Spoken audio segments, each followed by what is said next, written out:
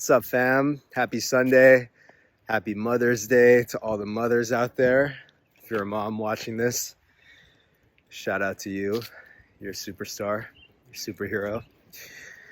I'm coming to you guys live. A little windy out here from my parents' house in Connecticut. And today's Scary Sunday is about something that I've been experiencing that I want to share with you guys. Share some thoughts about this topic, see if anybody can relate. So the first 2 months of this year, January and February, I hired a personal trainer, Adam Frater. Go check him out. Shout out Adam. He's amazing. And I was really serious about my health, really serious about my fitness. I made a commitment to stop eating processed foods, stop eating added sugar. And I pretty much stuck to it, all by and large. Like I had some exceptions here and there, but I would say for January and February, I was super on the ball in terms of my health and fitness.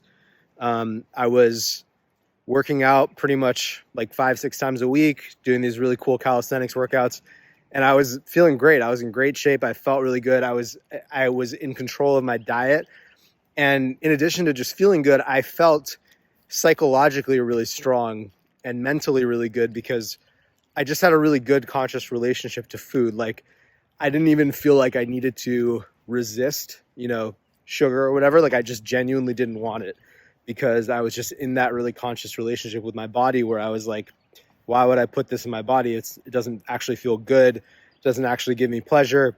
And yeah, things were going really well. And then early March, right around my birthday, I got super sick. I was in Mexico City at the time, and I don't know what happened, but I got some sort of bug. I still think it was COVID, even though I tested negative.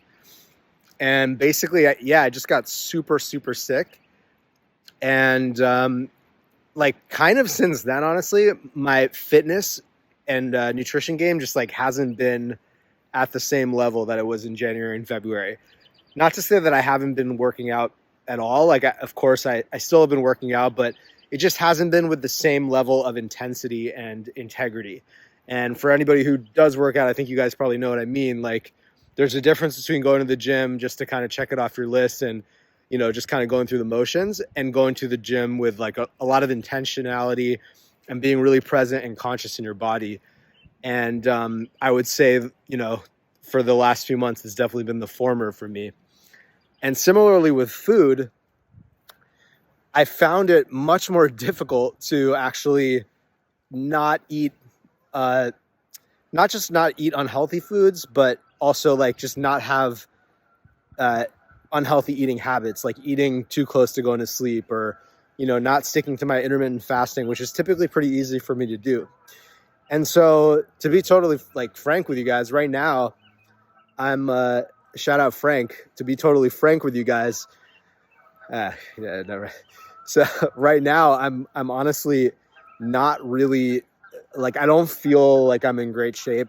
And even more importantly than the physical is mentally, I don't feel strong in that area of my life, if that makes sense. Because I think one of the biggest psychological benefits of taking care of your body is you build this level of integrity with yourself. When you keep promises to yourself, when you say that you're going to hit the gym every day or whatever, or stick to a certain eating style and you actually do it, you build this self-confidence and this trust in yourself. And when you don't, you lose some of that. And so I've been experiencing that, and I've been trying to kind of diagnose why is this happening? What is the reason for this? Because it's not right now I'm living at home at my family's house in Connecticut. I'm in the middle of nature. It's beautiful. I am in total control of my food and diet. I can go to the gym every day. I can eat healthy if I want to, but I found myself just being tempted by unhealthy choices and not really being motivated to go to the gym. And I think what I've discovered is there's two reasons for this. The first is just momentum.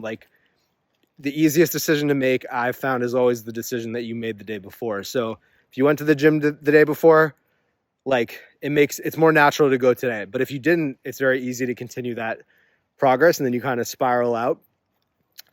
And same with diet. And the other thing is, I believe that what's happening right now with me is because I'm so isolated from people. Like on the weekends, I go into New York City and see my friends, but I'm not living in the city for the first time in like 8 years. I purposefully chose to go back to my family's house and live here by myself.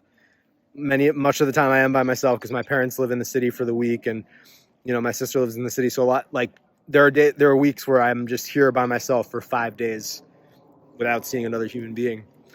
And I consciously chose to go into that because I wanted to go into a container where I could dive super deep into music. And I think to some degree that's been successful. Like, I'm doing this 100 songs in 100 days challenge. And that would probably be a lot harder to do if I was, distracted by the reality of living in New York City and all the social life opportunities that come with that. But at the same time, I think what's happening to me, which is something that I'm kind of discovering about myself that's a little surprising, is that I think I underestimated the importance of social interaction. And like to some of you guys, that may sound obvious because it's like, yeah, of course, we're social creatures. We need community. We need people. But I think for myself, like, because deep down I'm pretty actually introverted, and I'm very, I've spent a lot of time on meditation retreats by myself, and I genuinely really love being alone. I think I just, and I also, a huge part of my whole identity structure and value system is around learning how to find belonging within yourself. I mean, that's basically my whole fucking message as an artist and as a human being, if you guys couldn't figure it out by now. And so, because I think a lot of us as humans, because we're such social creatures and we're so feedback oriented, it's very easy for people to really not get to know themselves sufficiently to understand what they want out of life and then have regret later. And a huge part of my message and mission as a human and artist is to inspire people to take the time to be with themselves and figure that stuff out. So, for me, I was really looking forward to this time. But what I'm realizing is that the lack of intimacy in my life, and I don't mean, not necessarily just like romantic or sexual intimacy, but just intimacy in the sense of being close to other humans. The lack of consistent intimacy that I'm experiencing right now, again, by choice, because I wanted to go into this container where I was able to go super deep with myself and have that benefit my music. I'm looking for other ways to get those emotional needs met. And because I don't smoke weed anymore, because I don't drink, don't do any drugs, except psychedelics occasionally. But because I don't have those vices necessarily, I'm basically just like looking to food for that now. And so I'm just constantly like eating tons of chocolate, and like, granted, like I will caveat by saying I'm like a pretty health conscious person. So what I consider unhealthy, it's like still not bad. Like I'm not eating like fucking like, Taco Bell every day, but just for the standards that I typically try to hold myself to, it's not optimal. And I know that, I'm not in integrity with myself fully. And what I'm realizing is, I think what I'm really hungry for is this emotional connection, this intimacy, this feeling of being supported and held and belonging to a community, to a group of people. And because I'm spending so much time alone, when I feel sad or bored or whatever, I do sit with it, but it's very easy to just reach for food. And the other side of that in terms of fitness is that because during the week, and I'm kind of like, it's funny to like admit this, because this is like, I wish that this wasn't the case, but I'm just trying to be real with myself, and I hope that people can resonate with this.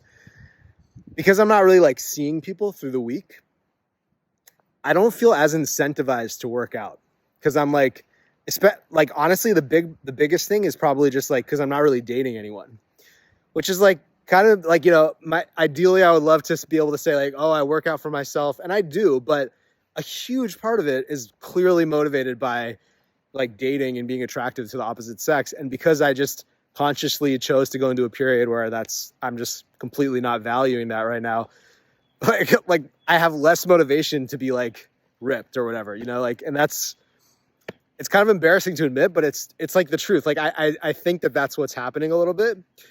And so, and I don't think there's anything wrong with that. Like I think sometimes, and maybe some of you can relate, like sometimes I know that for me, I get so internally like on my high horse a little bit about you should be like, living life for you, and, don't do stuff for other people. And like, sometimes I think I hold myself to these standards that are, it's not that they're unrealistic, but it's like, it's okay to admit that we do things for like, to be seen or approved of by others, as long as we're conscious of it and aware of it, right? Like it's, as long as it's not sabotaging us and it's not operating under our awareness, it's fine. And I think I'm just starting to see that. I'm starting to see like, there's actually a strategic value to living out in the world. And you can use the very human tendency to, let's say in the realm of like dating, like the very human natural desire to like look and feel attractive and like have a good body or whatever, because you want to be attracted to the other sex. Like you can use that as a tool for your, like, to keep yourself in shape. And there's actually nothing wrong with that. Now, of course, if that's the only reason you're keeping yourself in shape, then like, yes, it's like, I would say that there's some self-abandonment going on there, because ultimately you do want to be keeping yourself in shape for your own health. But it's not as binary, right? Like I wanted to believe that like, oh, I'm just going to go into this, like, I thought my life was going to be like a Batman montage for 2 months where like, I'm just waking up every day at 6 a.m. doing like 100 push-ups and pull-ups and like fucking meditating for 3 hours and then like making like incredible music.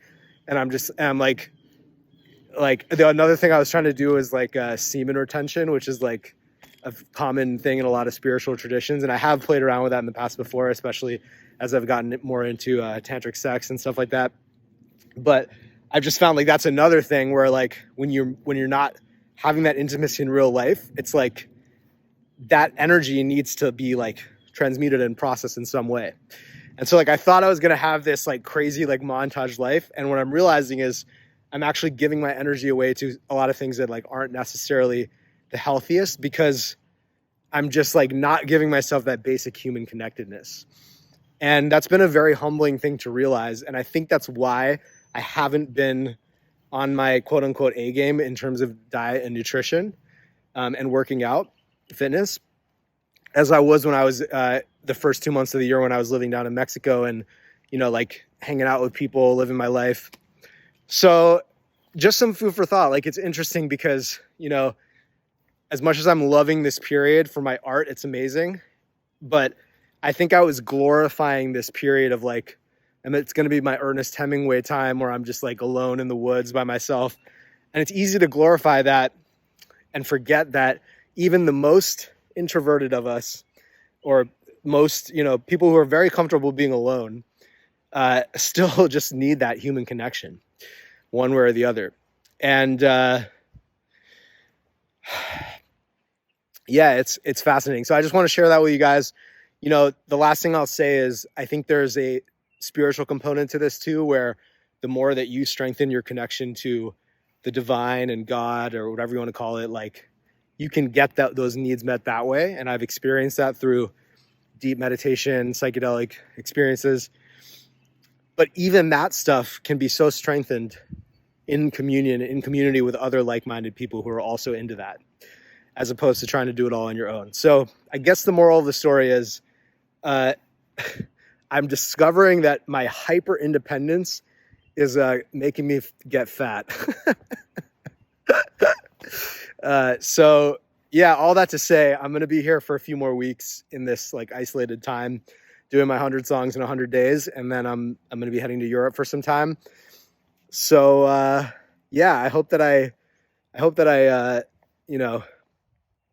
well, I don't know. We'll see what happens. But anyway, that's the Scary Sunday for today. Hope that provided some insight for you guys. And what I'm just trying to do about that is just try to be a little more social, even though I'm here, like try to just make sure I'm getting into the city, a few, once a week at least. And even right now, like my parents are here, just taking my laptop down and working in the kitchen rather than like working all alone in my room, like just little things like that. Just being around other conscious beings, super underrated. That's the Scary Sunday, guys. Peace. Love you.